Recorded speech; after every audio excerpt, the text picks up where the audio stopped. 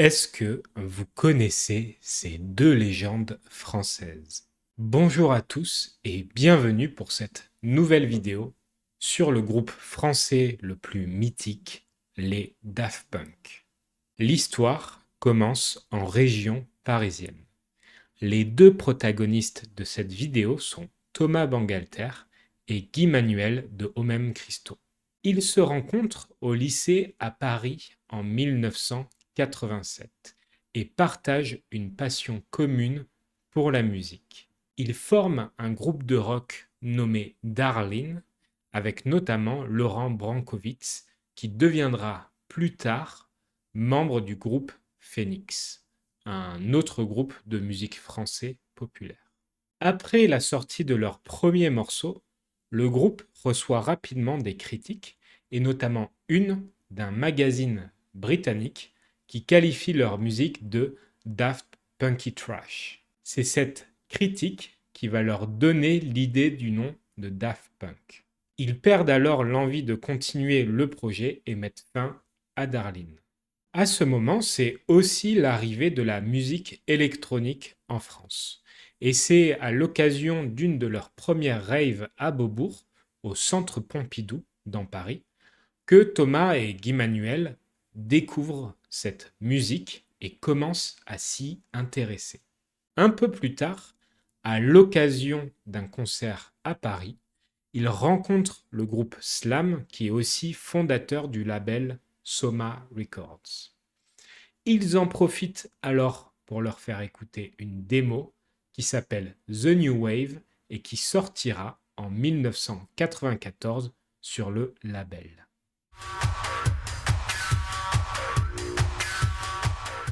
Et ils enchaînent en 1995 avec le titre qui sera leur premier gros succès, Da Funk.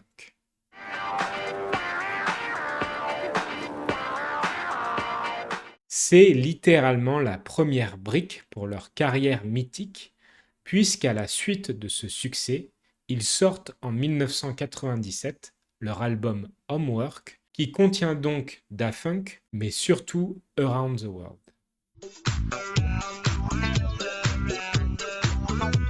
Juste pour vous donner un ordre d'idée, Around the World aujourd'hui c'est 385 millions de streams sur Spotify.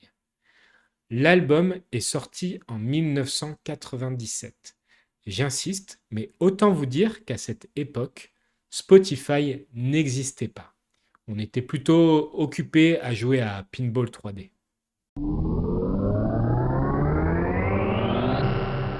Spotify arrive en France seulement en 2008, soit 11 ans après la sortie de Homework. Donc, quand un morceau fait 385 millions de streams sur un service qui est sorti 11 ans après sa propre sortie, on peut dire que c'est un classique. Cet album révolutionne littéralement la musique électronique. Ils deviennent des pionniers et popularisent le style French Touch, une musique house avec des influences disco et qui utilise très souvent des samples disco.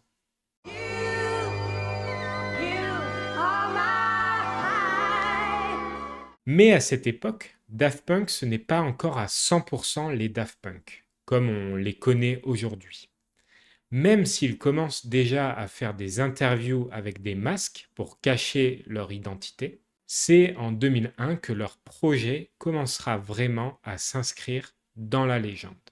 2001, c'est la sortie de Discovery, un album mythique qui a marqué à jamais l'histoire de la musique électronique. Honnêtement, je ne sais pas trop par où commencer car c'est un album rempli de classiques. Bon, pour commencer, One More Time. 630 millions de streams, toujours 7 ans avant la sortie de Spotify. Je ne sais pas si j'ai besoin d'ajouter autre chose.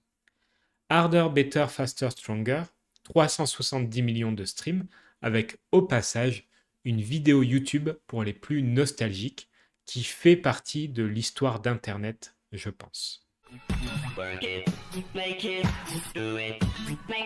Le morceau a aussi fini samplé par Kanye West sur Stronger qui fait tranquillement plus de 1 milliard de streams. Et pour finir, c'est aussi pour le coup mes préférés, Something About Us et Very Disco.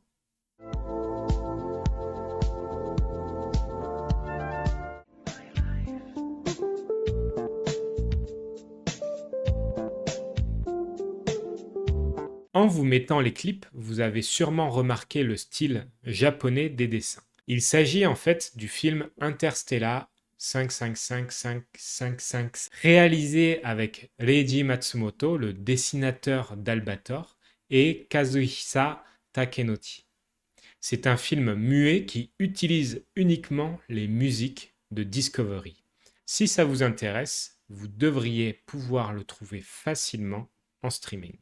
Discovery, c'est donc l'album qui les propulse au rang de légende, qui fait de Daft Punk des légendes.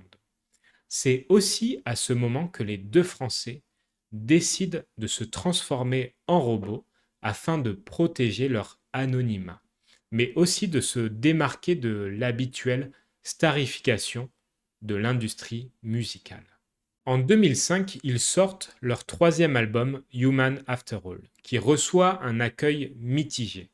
Les critiques sont bof. Ils disent avoir produit l'album en une douzaine de jours seulement, et même si l'accueil a été mitigé, l'album contient des morceaux emblématiques, dont Technologic, avec un clip qui sera source de cauchemar pour les plus jeunes. Technologic, Technologic, Technologic. C'est cet album qui marque aussi le début de ce qu'on peut appeler la French Touch 2.0, avec une musique électronique plus agressive et qui sera aussi suivi par d'autres artistes français comme Kavinsky, Sébastien ou encore Justice. Mais depuis 2001, les Daft Punk n'ont donné aucun concert, malgré tous les tubes qu'ils ont faits. Pourtant, ils sont énormément sollicités, y compris par le célèbre festival Coachella aux États-Unis. À tel point qu'en 2005, l'organisation leur propose 250 000 $. Et ils ont refusé. En 2006, ils leur proposent 300 000 $. Et ils ont accepté. Ils préparent alors en secret leur concert pour l'édition de 2006. Quand je dis en secret, c'est que même leur manager, Pedro Winter, le découvre seulement 10 jours avant le festival. Et non seulement ils préparent des morceaux exclusifs qui combinent leurs 3 albums studio, mais ils préparent surtout un show qui marquera à jamais la musique électronique. À cette époque, ils font appel à tous les fournisseurs de LED des États-Unis.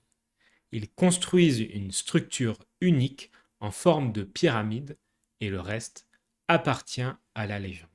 Il faut bien se dire que si aujourd'hui tous les festivals de musique électronique comme Ultra, Tomorrowland et même les clubs ont des scènes avec des énormes panneaux LED, c'est largement influencé par le live des Daft Punk. Avec la réussite de ce premier show à Coachella, ils enchaînent avec une tournée en 2007 et ils sortiront l'album Alive 2007 qui gagnera un Grammy Award du meilleur album de musique électronique en 2009. Il faudra ensuite attendre 2010 pour avoir des nouvelles des robots avec la sortie du nouveau film Tron.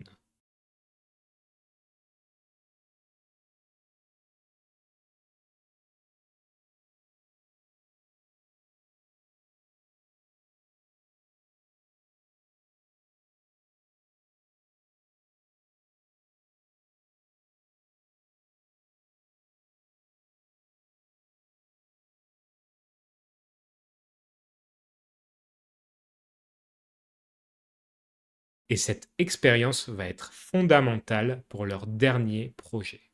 Le dernier chapitre de cette histoire est leur 4e album studio, Random Access Memories, qui représente un tournant vers des sonorités plus organiques et influencées par le funk et le disco des années 70-80. Alors quoi de mieux que de collaborer avec des légendes comme Nils Rodgers ou encore Giorgio Moroder. My name is Giovanni Giorgio, but everybody calls me Giorgio.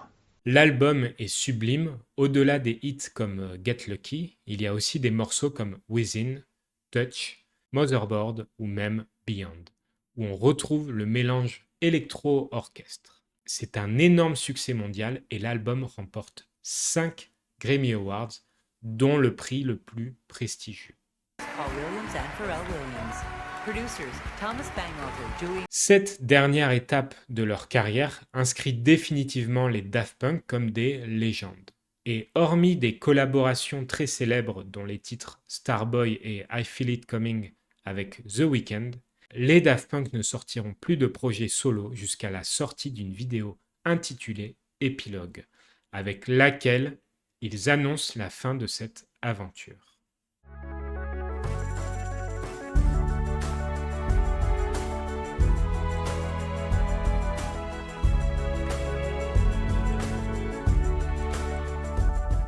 C'est triste, mais en même temps, est-ce que ce n'est pas une bonne chose de savoir s'arrêter quand il le faut? Car finalement, ils auront eu une carrière parfaite. Si vous avez aimé cette vidéo, n'hésitez pas à soutenir la chaîne en vous abonnant, en laissant un j'aime et un commentaire. J'ai également un Patreon si vous voulez me soutenir. Il y a un Discord privé et je crée aussi du contenu exclusif. Donc si vous voulez me soutenir, n'hésitez pas à cliquer sur le lien dans la description. Merci d'avoir regardé jusqu'au bout et à la prochaine.